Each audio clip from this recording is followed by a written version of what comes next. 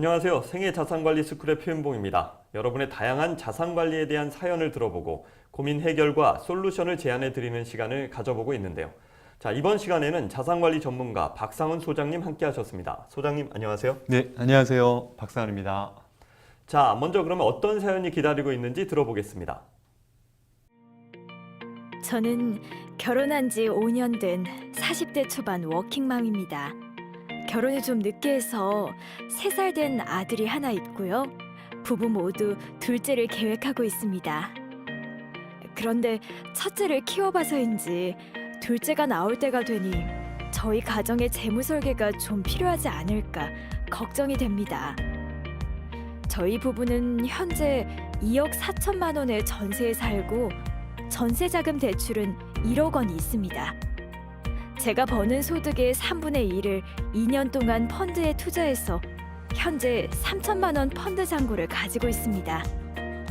대출을 먼저 갚는 것이 좋을지 좀 더 투자를 해야 할지 고민인데 어떤 방법으로 준비해야 할지 조언을 부탁드립니다.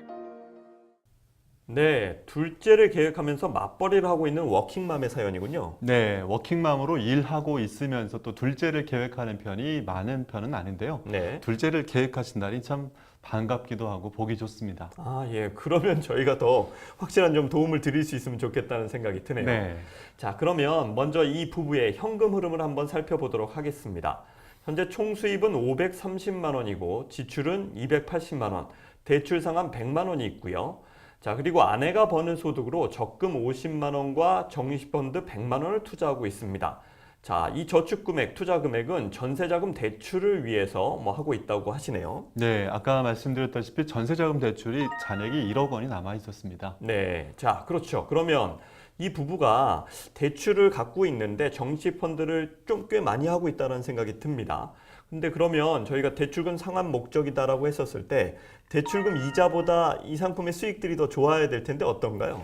자, 지금까지는 대출 이자보다는 수익이 높았다라고 예상해 볼 수 있을 것 같습니다. 네. 전세자금 대출 금리는 수년간 정책적으로 꾸준히 낮아졌던 반면에 글로벌 증시는 꾸준히 상승해서 웬만한 어느 국가, 어느 자산에 투자를 했어도 2% 내외의 전세자금 대출 이자보다는 수익이 높았을 것으로 판단이 됩니다.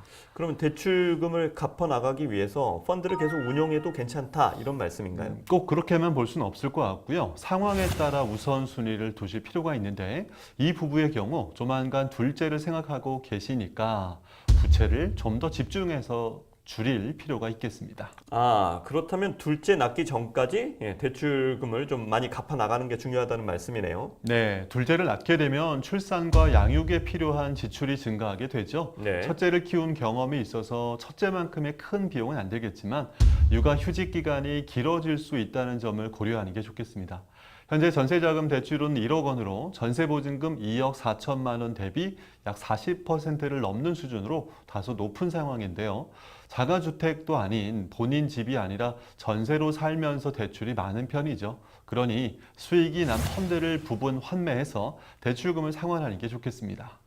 네, 그렇다면 펀드가 보통 여러 개 갖고 계신 경우들이 많은데 어떤 펀드를 먼저 환매를 해야 합니까? 네, 펀드를 여러 가지 가지고 계실 때 환매할 경우 손해를 보게 되는 연금저축이나 소득공제 장기 펀드를 제외한 국내 해외 주식형 펀드에 수익 금액 약 1,000만 원 정도를 환매하는 게 좋겠고요.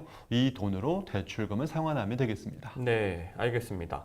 자, 그리고 또 하나 현재 적립식으로 저희가 100만 원씩 이제 하고 계신데 아이를 낳는 그 과정 속에서 외벌이로 좀 돌아서실 타이밍이 생기잖아요.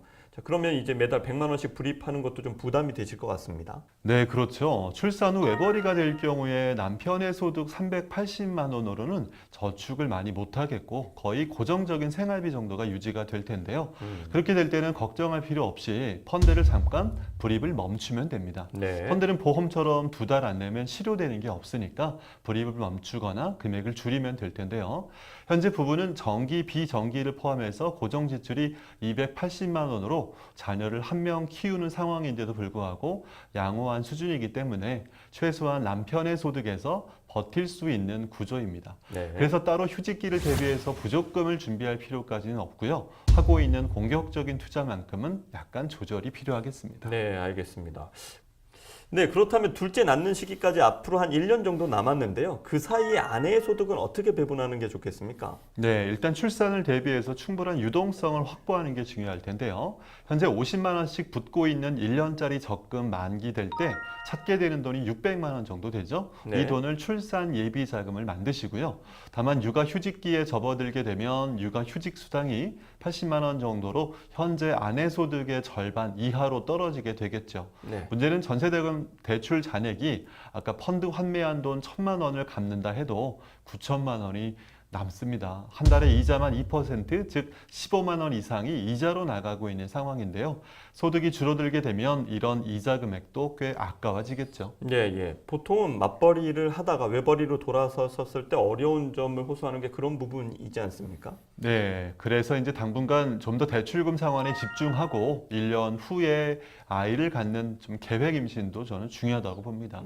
계획 임신을 통해서 그 기간 동안 아내가 돈을 벌겠죠. 네. 맞벌이 하게 되니까 그러면 그 기간 동안에 아내가 버는 소득을 추가로 남편이 갚는 100만 원과 별개로 약 150만 원씩 의욕적으로 갚아나가게 되면 1년에 1,800만 원이 되는 거잖아요. 그러면 대출 원금 잔액은 7,200만 원이 돼서 전세보증금 2억 4천만 원에 30% 전후로 줄어들게 되겠죠. 네. 그렇게 전세자금 대출을 줄이고 순자산을 높여가는 과정이 저는 귀한 생명을 맞이할 무엇보다 중요한 자세다라고 생각하고요. 제가 네. 좋아하는 말인데 네. 연애는 감정이고 결혼은 현실이지만 네. 출산은 책임입니다. 건강하게 가정경제를 준비하는 것도 중요하겠고요. 그런 돈들, 즉 전세자금 대출을 상환하면서 자금을 잘 갖고 있게 되면 네. 그 돈이 나중에 둘째와 함께 내 집을 마련하는 시기에 중요한 원천 자금이 되겠죠. 네. 둘째 출산이 이 가정에서 뭐 큰 이슈로 잡고 여러 가지를 좀 집중해서 해결하셔야 된다는 말씀으로 이해가 좀 되네요. 사연 정리를 좀 해보면 가정의 단기적인 목표나 이런 변화가 예상되는 상황이라면 부채를 좀 줄이고 유동성을 확보하는 방향으로 재무 전략을 조정해야겠군요. 네, 그렇습니다. 투자는 이제 장기적인 목표를 가지고요. 그런 재무적인 목표를 갖고 있는 게 중요한데 자산을 증식하는 과정이지 그 돈을 자체를 불리겠다라는 어떤 욕심이 돼서는 안 될 겁니다. 가족의 발달, 생애 주기에 맞게 탄력적으로 조정해 나가면서 관리하는 게 중요한데요. 어떻게 관리하냐? 네. 수익이 나면 부채를 갚으면서 적정하게 수익을 관리하는 게 중요하고 1년이나 3년 이내에 단기적인 목표가 있으면 그에 대비한 충분한 유동성을 확보하는 것이 투자에서 중요한 선행 목표입니다. 네, 알겠습니다. 혹시 조언해 주실 또 다른 팁이 좀 있을까요? 네, 또 출산에 대비한 자금은 유동성을 확보해야 되니까요. 수익성이 낮더라도 그래도 뭐 예금이자보다는 훨씬 높아요. 네. 요즘 보통 예금 통장에 0.1%도 금리가 안 되는데요. CMA 통장이라고 아시죠? 네네. 캐시 매니저먼트 어카운트, 종합 자산 관리 계좌라고 하는데요. 단기 적금에 묶어두다가 깨지 말고 예금에 보통 예금에 넣지 말고 CMA 통장에 관리하시고요. 자, 이 CMA 통장은 보통 채권에 투자가 됩니다만 부도날 일은 거의 없습니다. 네. 원금 보장에 크게 신경 쓰지 말고 단기 유동 자금으로 3,400만 원, 500만 원 정도 가져가는 게 좋겠습니다. 네, 잘 알겠습니다.